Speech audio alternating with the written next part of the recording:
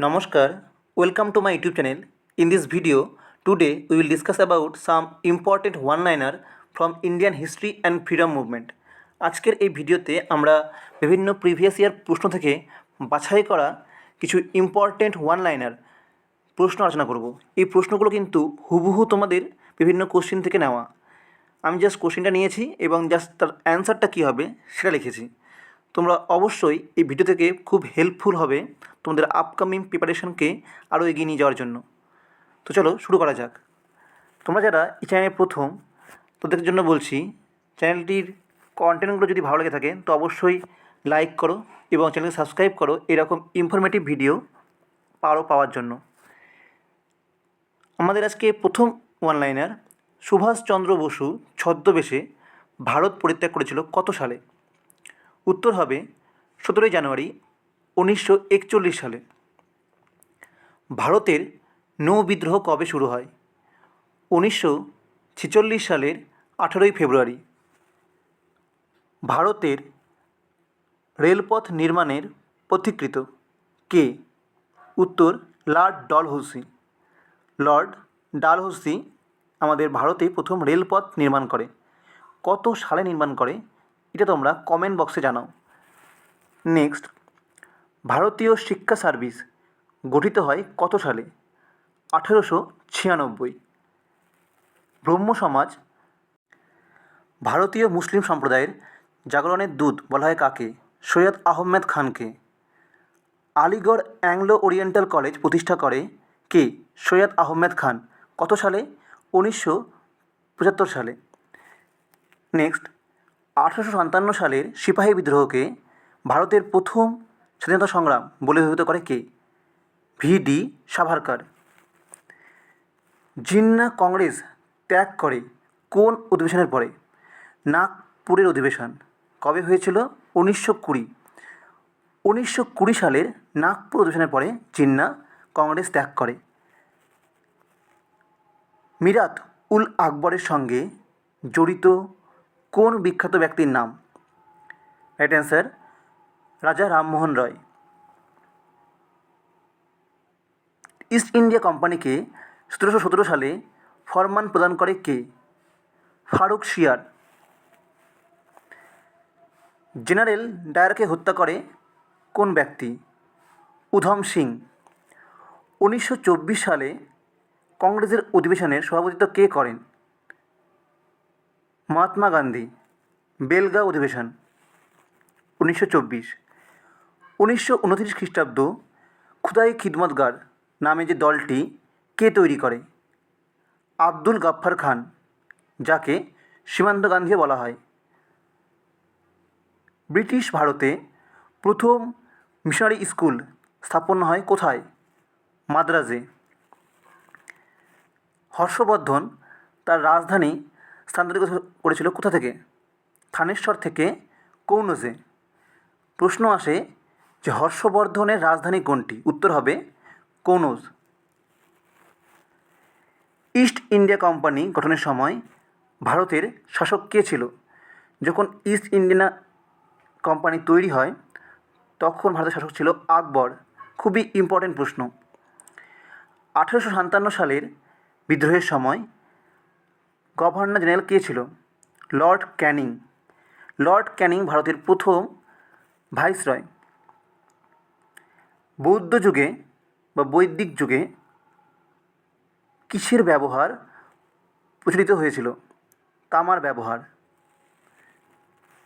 সিন্ধু সভ্যতায় পরিচিত লোথাল বন্দরটি কোন নদীর তীরে অবস্থিত? এটা কিন্তু লোথাল না, লোভাল। উত্তর হবে বুবুঙ্গা নদীর তীরে।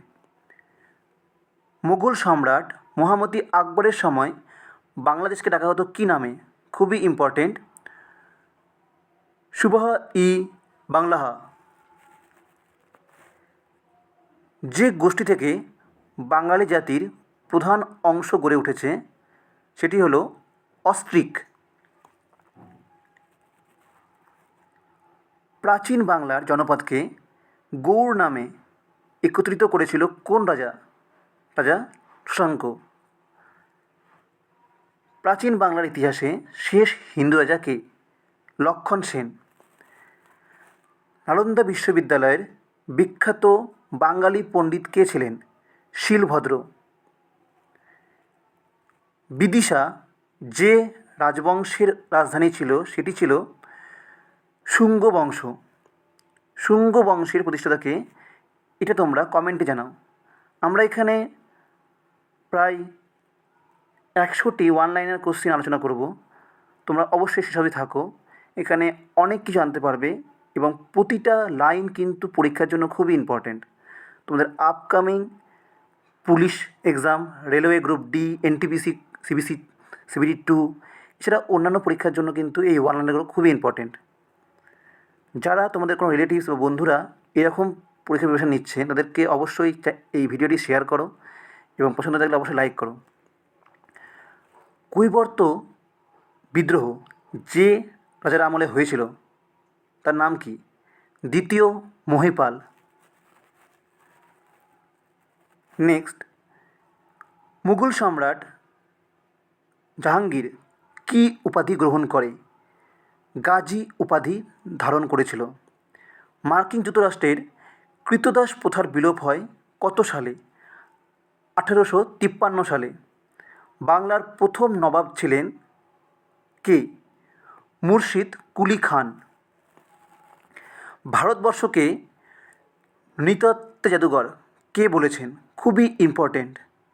ঐতিহাসিক ভিনসেন্ট স্মিথ। তুগলক বংশের প্রতিষ্ঠাতা কে? গিয়াসউদ্দিন তুগলক। জুনাগড় লিপি জানতে সাহায্য করে কোন রাজার বিষয়ে? শক মহাক্ষত্রপ রুদ্রদামন রাজার বিষয়ে। ইংরেজরা দেওয়ানি লাভ করেছিল কত সালে? 1765 সালে। নিদর শাহ ভারত আক্রমণ করে কত সালে? 1739 খ্রিস্টাব্দে। বিধবা বিবাহ আইন পাশ হয় কত সালে? খুবই ইম্পর্ট্যান্ট, 1856। কে করেছিল? William Bentinck. সব মানুষই প্রজামম উক্তিটি কার? কোন রাজার? রাজা অশোকের। পাল যুগের দ্বিতীয় ভাস্করের নাম কি? পাল যুগের দুজন ভাস্করের নাম খুবই ইম্পর্ট্যান্ট, ধীমান ও বিটপাল। নেক্সট প্রশ্ন খুবই ইম্পর্ট্যান্ট। দান সাগর ও অদ্ভুত সাগর গ্রন্থ দুটির রচয়িতা কে? বল্লাল সেন। মোহাম্মদ বিন তুগলকের পূর্বের নাম কী ছিল? বিভিন্ন পরীক্ষায় কিন্তু বারবার এসেছে। জুনা খাঁ। ভারত অভিযানের সময় মামুদের প্রতিদ্বন্দ্বী কে ছিলেন? আনন্দ পাল। দ্বিতীয় দিল্লির সুলতানি আমল শুরু হয় কত খ্রিস্টাব্দে? 1206 খ্রিস্টাব্দে। তৈমুরলংয়ের ভারত আক্রমণের সময় ভারতের সম্রাট কে ছিল?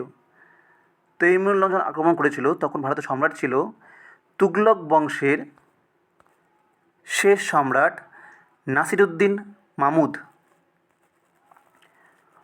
প্রধান কে ছিলেন? খুবই ইম্পর্ট্যান্ট, কৃষ্ণদেব রায়ের প্রধান সভাকবি এবং সর্বশ্রেষ্ঠ তেলেগু কবি। এখানে তোমাদের স্পেলিংটাই ভুল আছে, মনে রাখবে কৃষ্ণদেব রায় তার প্রধান সভাকবি এবং বিখ্যাত তেলেগু কবি ছিল।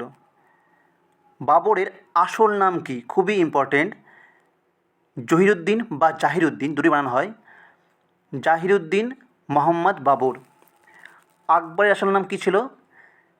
জালালউদ্দিন আহমেদ আকবর।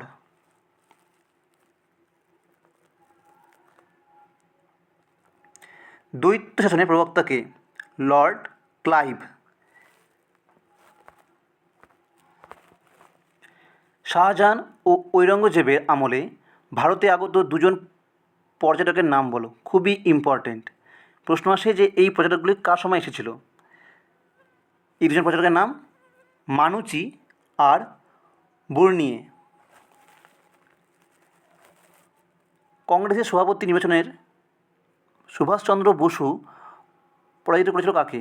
খুবই ইম্পর্টেন্ট, তোমাদের কিন্তু লাস্ট WPSIর যে এক্সাম 2025 হলো সেখানে কিন্তু এই প্রশ্নটা এসেছিলো। উত্তর হবে পট্টভি সীতারামাইয়াকে। দ্বিতীয় বিশ্বযুদ্ধের সময় পাঞ্জাবের প্রধানমন্ত্রী কে ছিলেন? Right answer Tezu. খুবই ইম্পর্টেন্ট, জাপানের প্রধানমন্ত্রী ছিলেন Tezu. Next, sir Thomas Roe এসেছিলেন কার সময় বা কার দরবারে? জাহাঙ্গীরের দরবারে, মুঘল সম্রাট